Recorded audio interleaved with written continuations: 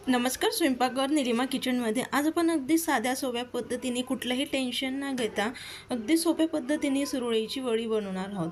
अजिबात बऱ्याच वेळेस काय होतं, बऱ्याच वेळेस आपलं पीठ हे कच्चं असतं आणि त्यामुळे आपली सुरळीची वडी ही व्यवस्थित होत नाही. पण आज आपण पीठ वगैरे न शिजवता अगदी सोप्या पद्धतीने आज सुरळीची वडी बनवणार आहोत. सुरळीची वडी बनवण्यासाठी लागणारं साहित्य सर्वप्रथम आपण बघून घेऊया.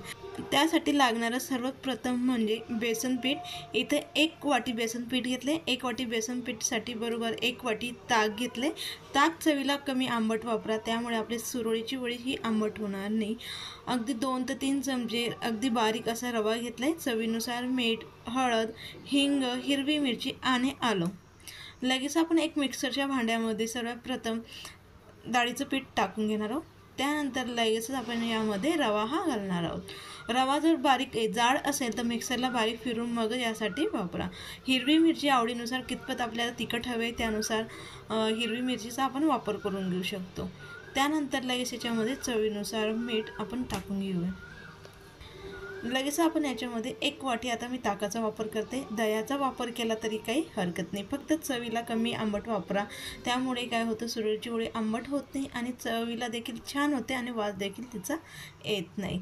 तर आता आपण याच्यामध्ये 1 वाटी ताक घातले, म्हणजे 1 वाटी बेसन पिठासाठी बरोबर 1 वाटी ताक. आणि आता यामध्ये लगेच आपण आता अर्धा वाटी पाणी हे घालणार आहोत. पूर्ण मिश्रण तयार करण्यासाठी बरोबर 1.5 वाटीच्या पाण्याचा वापर करणार आहोत. तर त्यानंतर लगेच याला व्यवस्थित मिक्स करून लगेच आपण मिक्सरला याला बारीक फिरून घेणार आहोत. तर तुम्ही बघू शकाल अगदी परफेक्ट असं आपलं बॅटर हे तयार झालं आहे. आता आपण याच्यामध्ये आलं आणि हिरवी मिरची वापरले, त्यामुळे ते व्यवस्थित बारीक झालेलं नसतं. त्याचे जे काही जाडसर काही तुकडे असतात ते आपण ज्यावेळेस सुरळीची वडी बनवतो त्यावेळेस ते दिसतात. जर तुम्हाला तसं हवं असेल तर डायरेक्टली करून घेतलं तरी काही हरकत नाही, नाहीतर एका चाळणीच्या सहाय्याने आपण ते पीठ ह्या पद्धतीने गाळून घ्या. त्यामुळे काय होईल, एकसारखी अगदी छान अशी आपली वडी ही तयार होते. आज आपण अजिबात कुठलंही पीठ न शिजवता अगदी सोप्या पद्धतीने बनवत आहोत. बरेचशा वेळेस काय होतं, ते पीठ थोडं तरी कच्चं झालं तर आपली वडी ही व्यवस्थित बनत नाही. त्यामुळे आज आपण अगदी सोप्या पद्धतीने ही बनवून घेतो. तर बघू शकाल अगदी छान असं आपलं बॅटर तयार झाले. त्याची कन्सिस्टन्सी जरा मला जाडसर वाटत होती, घट्टसर वाटत होती, म्हणून मी पुन्हा आणखी 2 ते 3 चमचे पोहे खाण्याचं इतकं पाणी यामध्ये घातले. ह्या पद्धतीने आपल्याला अगदी परफेक्ट असं बॅटर हे लागत असतं. अगदी परफेक्ट असं आपलं बॅटर हे तयार झाले. जर तुम्हाला जाडसर वडी आवडत असेल तर थोडं बॅटर घट्टसरही राहिलं तरी काही हरकत नाही. पण आज आपण अगदी छान बारीक आणि आपण ह्या वडी सहज आपण भाजीसोबत, आमटीसोबत, म्हणजे ज्यावेळेस मसाल्याची आमटी बनवतो त्याच वेळेस देखील आपण सहज त्या आमटीमध्ये ही वडी खाऊन घेऊ शकतो. आज आपण लगेच प्लेटमध्ये अजिबात तेल वगैरे न लावता लगेच याच्यामध्ये एक प्लेटसाठी मी 1.5 चमचा बॅटर हे वापरले. अगदी बरोबर 1.5 चमच्यामध्ये हे होतं. अजिबात जाडसर होत नाही आणि जास्ती बारीक देखील होत नाही. तर त्यानंतर याला वाफवण्यासाठी, स्टीम करण्यासाठी साईडला गॅसवरती कढईमध्ये आधीच पाणी गरम करून घेतलं आहे. त्यानंतर लगेच जी प्लेटमध्ये आपण बॅटर टाकलेलं ती प्लेट यामध्ये आपण ठेवून घेऊया. लगेच याच्यावरून झाकण झाकून फक्त आपण 3 मिनटं याला वाफवून घेणार आहोत. 3 मिनटाच्या जास्ती वेळ अजिबात वाफवण्याची गरज नाही. अगदी लवकर स्टीम होतं आणि परफेक्ट अशी आपली वडी ही तयार होते. तर 3 मिनटानंतर तुम्ही बघू शकाल अगदी परफेक्ट अशी आपली वडी ही तयार आहे. अजिबात हाताला वगैरे न चिटकता अगदी परफेक्ट अशी वाफवून आपली वडी तयार होते. नक्की तुम्ही ह्या पद्धतीने करून बघा. अजिबात कुठलाही त्रास न होता अगदी सोप्या पद्धतीने आपली वडी ही तयार होते.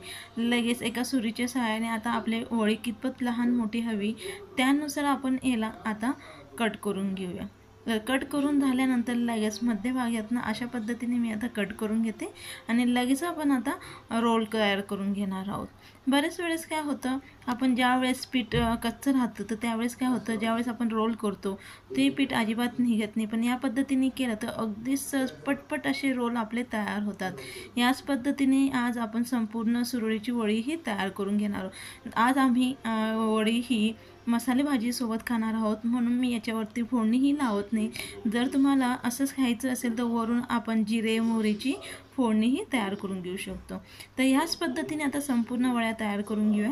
रेसिपी आवडली असेल तर नक्की लाईक करा, शेअर करा, कमेंट्स करा आणि चॅनलला सबस्क्राईब करायला विसरू नका, जेणेकरून नवीन व्हिडिओ अपलोड केलं तर सगळ्यात आधी त्याचं नोटिफिकेशन हे मिळेल.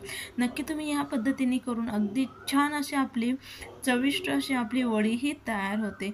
बनवायला अगदी सोपी आहे आणि अजिबात कुठलंही टेन्शन न घेता अगदी सहज आपण ही वडी तयार करून घेऊ शकतो. अजिबात कुठेही न तुटता अगदी सहज ती निघते. आपण प्लेटला तेल वगैरे देखील वापरलेलं नाही, तरी देखील अगदी सहज आपली वडी ही तयार होते. याच पद्धतीने संपूर्ण वड्या तयार